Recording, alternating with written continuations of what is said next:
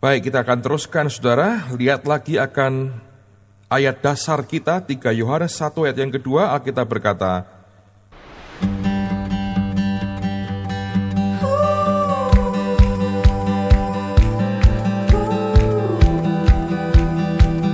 Saudaraku yang kekasih, aku berdoa semoga engkau baik-baik dan sehat-sehat saja dalam segala sesuatu, sama seperti jiwamu baik-baik saja.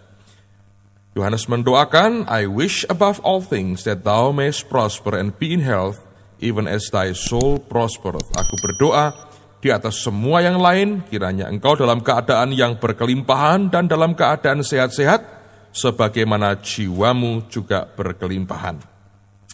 Kita masih bicara soal kelimpahan dalam Kristus. Pertanyaannya adalah, apakah memang Tuhan mau kita hidup dalam berkat dan berkelimpahan? Saya ingin mencoba memberikan akan beberapa dasar kepada saudara sekalian, bahwa sebenarnya Alkitab dari sejak awal ingin kita ini diberkati. Tuhan mau kita diberkati, itu iya. Dan anehnya memang sampai hari ini ada begitu banyak orang yang merasa keberatan dengan firman ini, karena pengertian yang kurang utuh menurut saya akan apa yang sebetulnya Tuhan maksudkan. Nah, saya mau buktikan, saya mau ajak kita menelusuri akan bagian demi bagian dari firman Tuhan hari ini tentang bagaimana Tuhan mau kita berkelimpahan. Dalam Kejadian pasal yang pertama, ayat yang ke-27 dan ayat yang ke-28, perhatikan apa yang Alkitab katakan. Kejadian pasal pertama, ayat 27 dan ayat yang ke-28. Maka Allah menciptakan manusia itu menurut gambarnya, menurut gambar Allah diciptakannya dia, laki-laki dan perempuan diciptakannya mereka. Nah, berhenti dulu.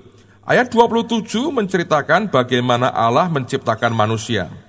Ayat 28, apa yang terjadi setelah penciptaan, Alkitab mengatakan Allah memberkati mereka.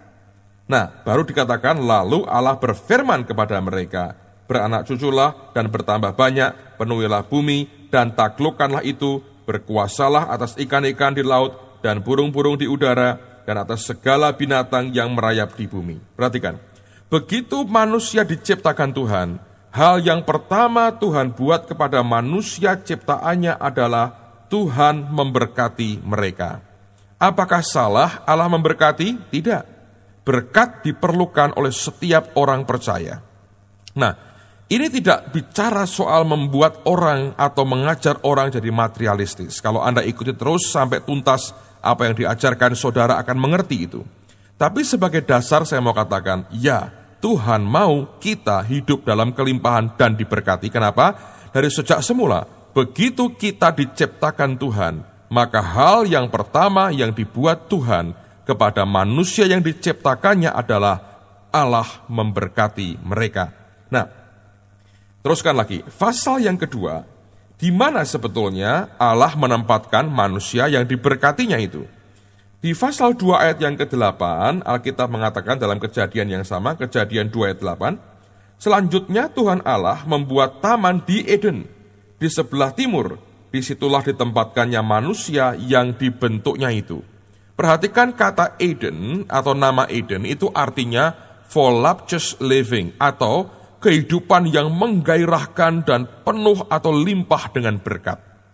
Jadi Tuhan memberkati yang diciptakan itu dan tidak ditaruhnya di padang gurun yang tandus, ditaruhnya di Eden. Dan nama Eden artinya kehidupan yang berkelimpahan dan sangat menggairahkan atau voluptuous living. Nah, ini merupakan indikasi lebih jauh bahwa Tuhan memang mau kita diberkati. Nah, lihat sekarang, di Eden apa yang ada? Banyak orang salah mengerti, orang berkata Eden merupakan kebun buah-buahan. Sebetulnya ada benarnya, tapi tidak utuh. Kenapa? Lihat pada Kejadian 2, ayat 10 dan ayat yang selanjutnya. Dikatakan oleh firman Tuhan, ada suatu sungai mengalir dari Eden untuk membasahi taman itu. Dan dari situ, sungai itu terbagi menjadi 4 cabang. Yang pertama namanya Pison, yakni yang mengalir mengelilingi seluruh tanah Hawilah, tempat emas ada. Luar biasa. Jadi Eden itu bukan sekedar kebun buah-buahan atau hutan dengan banyak buah. Tapi Alkitab berkata, itu ada atau arah sungai itu yang pertama-tama ke tanah Hawila, tempat emas ada. Dan emas dari negeri itu baik, itu bukan emas jelek, tapi emas yang baik. Di sana ada damar bedolah dan batu krisopras. Jadi ada berbagai macam batu yang luar biasa, batu mulia, yang mahal sekali. Ada emas, ada batu.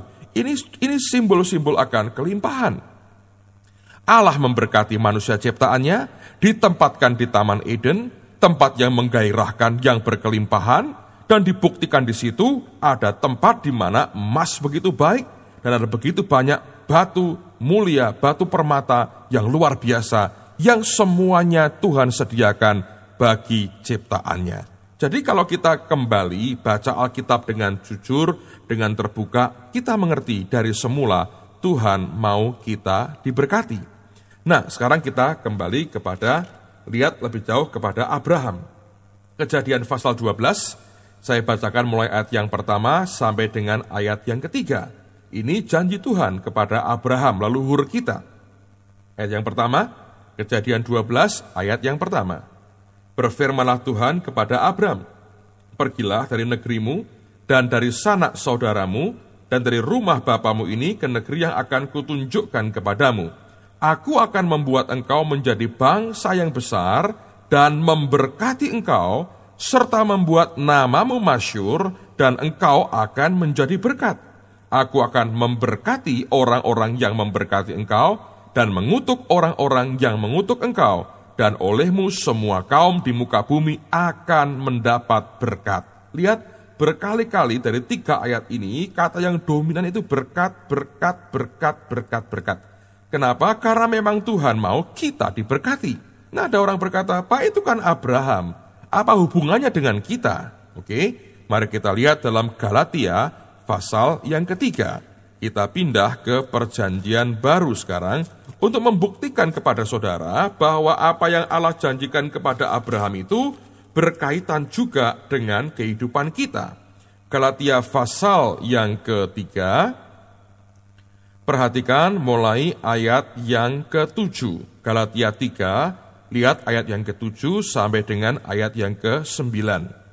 Jadi kamu lihat bahwa mereka yang hidup dari iman, mereka itulah anak-anak Abraham. Nah, saya berdoa, saya mengharapkan Anda semua hidup dari iman, karena itu kita disebut sebagai anak-anak Abraham. Dan kitab suci yang sebelumnya mengetahui bahwa Allah membenarkan orang-orang bukan Yahudi oleh karena iman, telah terlebih dahulu memberitakan Injil kepada Abraham. Olehmu segala bangsa akan diberkati. Ayat 9, perhatikan. Jadi, mereka yang hidup dari iman, perhatikan, merekalah yang diberkati bersama-sama dengan Abraham yang beriman itu. Saya mau ulang, ayat 9 dikatakan, jadi, mereka yang hidup dari iman, yaitu siapa? Anda dan saya, merekalah yang diberkati bersama-sama dengan Abraham yang beriman itu. Jadi Abraham itu adalah orang yang diberkati, kita bersama-sama Abraham diberkati oleh Tuhan. Ayat 29, di pasal yang sama, dan jikalau kamu adalah milik Kristus, maka kamu juga adalah keturunan Abraham, dan berhak menerima janji Allah. Jadi ada kaitan antara apa yang Tuhan janjikan kepada Abraham itu dengan kita. Sekali lagi, kita ini diberkati bersama-sama dengan Abraham. Jadi berkat yang Abraham terima, sebetulnya juga kita terima. Nah, di antara berkat yang Abraham terima itu luar biasa. Di antaranya tetap bicara soal materi. Di Kejadian pasal yang ke-24, ayat yang ke-35 dikatakan dengan jelas oleh Eliezer waktu itu. Lihat perkataannya, Kejadian 24 ayat 35, dia bicara soal Abraham, dikatakan, Tuhan sangat memberkati tuanku itu sehingga ia telah menjadi kaya. Jadi berkat itu menjadikan Abraham kaya. Tuhan telah memberikan kepadanya kambing domba dan lembu sapi, emas dan perak, budak laki-laki dan perempuan, unta dan keledai. Berkat Tuhan itu membuat Abraham menjadi kaya. dan diperinci kekayaannya, itulah semuanya kekayaan materi. Jadi kita kembali ke Galatia tadi, kalau Anda masih mengikuti, Galatia tadi berkata dengan jelas pada pasal yang ketiga, dikatakan bahwa kita, merekalah yang diberkati bersama-sama dengan Abraham. Kenapa kita? Karena kita ini hidup dari iman. Ingat, kita ini hidup dari iman. Karena kita hidup dari iman, kita diberkati bersama-sama dengan Abraham yang beriman. Dan di antara berkat yang dinikmati Abraham adalah berkat kelimpahan secara materi tadi. Bahwa dia diberkati oleh Tuhan sehingga dia menjadi kaya. Jadi saya harap ini jelas buat kita bahwa Tuhan memang mau kita diberkati. Ini bukan hanya angan-angan kosong, tapi memang Tuhan mau kita diberkati. Nah, sekarang balik lagi ke Yosua pasal yang pertama. Lihat lagi yang sudah pernah kita baca, ayat yang ke-8. Apa yang Tuhan katakan? Yosua pasal pertama, ayat yang ke-8. Janganlah engkau lupa memperkatakan kitab Taurat ini, tetapi renungkanlah itu siang dan malam, supaya engkau bertindak hati-hati sesuai dengan segala yang tertulis di dalamnya. Sebab dengan demikian, perhatikan, perjalananmu akan berhasil dan engkau akan beruntung. Kata berhasil dan beruntung itu menunjukkan Tuhan mau kita diberkati. Kalau Tuhan tidak mau kita dilimpahi dengan semua yang baik, mengapa kita harus dikatakan akan beruntung dan berhasil? Orang yang beruntung dan orang yang berhasil adalah mereka yang diberkati. Dan tentunya itu berkaitan juga dengan semua yang secara fisik kita boleh nikmati dalam kehidupan kita. Nah, dalam bahasa Inggrisnya saya bacakan, Alkitab mengatakan, This is book of the law shall not depart. This book of the law shall not depart from your mouth, but you shall meditate it day and night, that you may observe to do according to all that is written in it. For then, dikatakan, kalau engkau melakukan itu, for then, karena kemudian, you will make your way prosperous. Engkau akan membuat jalanmu itu berkelimpahan, and then you will have good success. Dan engkau akan mendapatkan sukses yang luar biasa. Jadi firman itu dikatakan membuat you will make your way prosperous. Engkau akan membuat jalanmu itu berkelimpahan, and then you will have good success. Lalu kamu akan menikmati keberhasilan yang luar biasa. Ini merupakan janji Tuhan. Ini merupakan apa yang Tuhan sediakan buat kehidupan kita. Jadi mengapa kita ragu bahwa Tuhan mau kita berkelimpahan? Lihat sekarang pada Ayub pasal yang ke-36. Kitab Ayub pasal 36 ini merupakan janji yang luar biasa yang Tuhan berikan buat kita. Lihat pada ayat yang ke-11. Ayub 36 ayat yang ke-11. Dikatakan bahwa jikalau mereka mendengar dan takluk atau mendengar dan taat, maka mereka hidup mujur sampai akhir hari-hari mereka dan senang sampai akhir tahun-tahun mereka. King James, New King James mengatakan, they shall spend their days in prosperity. Mereka akan menghabiskan hari-hari mereka di dalam kelimpahan, and their years in pleasures, dan tahun-tahun mereka dalam kenikmatan. Kalau kita itu mau taat, mendengar dan takluk, atau mendengar dan taat, maka kita akan menghabiskan hari-hari kita di dalam kelimpahan dan tahun-tahun kita di dalam kenikmatan. Bukankah ini membuktikan Tuhan mau kita hidup dalam kelimpahannya? Jangan ragu saudara sekalian, dengan berkata bahwa Tuhan tidak mau kita berkelimpahan. Saya mau katakan dalam nama Yesus, dalam kasih Tuhan, Tuhan mau kita hidup dalam kelimpahannya. Lihat lagi Mazmur pasal yang pertama. Lihat lagi ayat ini. Anda berkata, Pak, sudah pernah kita baca. Firman Tuhan makin diulang akan makin keluar sarinya yang luar biasa buat kehidupan kita. Mazmur pasal pertama, lihat mulai ayat yang pertama. Berbahagialah orang yang tidak berjalan menurut nasihat orang fasik, yang tidak berdiri di jalan orang berdosa, dan yang tidak duduk dalam kumpulan pencemooh, tetapi perhatikan, yang kesukaannya ialah Taurat Tuhan, dan yang merenungkan Taurat itu siang dan malam. Apa akibatnya? Ia seperti pohon yang ditanam di tepi aliran air, yang menghasilkan buahnya pada musimnya, dan yang tidak layu daunnya. Apa saja yang diperbuatnya berhasil. Ini janji Tuhan yang luar biasa buat kita. Jangan pernah ragu bahwa Tuhan memang mau kita diberkati. Lihat sekarang Mazmur pasal yang ke-35. Mazmur 35, Alkitab mengatakan ayat yang ke-27. Saya bacakan dulu bahasa Indonesianya di Mazmur pasal 35 ayat yang ke-27. Biarlah bersorak-sorai dan bersukacita orang-orang yang ingin melihat aku dibenarkan. Biarlah mereka tetap berkata, Tuhan itu besar, Dia menginginkan keselamatan hambanya. Dalam terjemahan yang lain, King James mengatakan, which hath pleasure in the prosperity of his servants. Tuhan itu senang melihat kelimpahan daripada hamba-hambanya. Saudara, Alkitab mengatakan, Tuhan itu menikmati, Dia senang, Dia bersukacita kalau melihat hamba-hambanya di dalam kelimpahan, which hath pleasure in the prosperity of his servant. Ingat, jangan pernah curiga dengan Tuhan.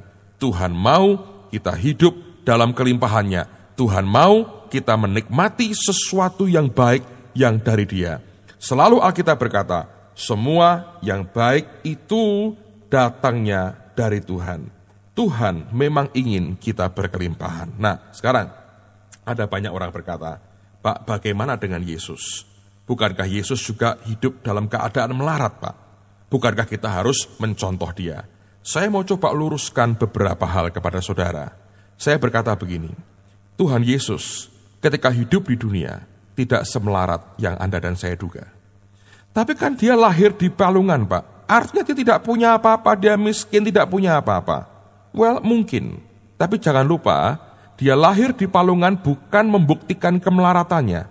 Itu membuktikan kerendahan hatinya. Sebab sebetulnya Dia lahir di palungan bukan karena Yusuf dan Maria tidak punya uang untuk Dia tidur di penginapan. Baca Alkitab, karena semua kamar, semua penginapan penuh, dan waktu melahirkan sudah tiba. Itu merupakan sesuatu yang tidak ada pilihan lain, Dia harus tetap lahir. Dan waktu itu karena tidak ada penginapan, Dia terpaksa dan Dia rela lahir di palungan. Itu wujud kerendahan hatinya. Bukan karena Yusuf dan Maria tidak punya uang. Mereka cari penginapan, saudara. Bukan karena mereka tidak punya uang sehingga lahir di kandang. Bukan, itu pertama. Yang kedua, kita harus mengerti orang Majus datang mempersembahkan emas, kemenyan, dan mur. Dan mereka datang dalam rombongan besar. Saya percaya jumlah yang mereka berikan persembahkan itu, nilainya, value-nya, price-nya tinggi sekali.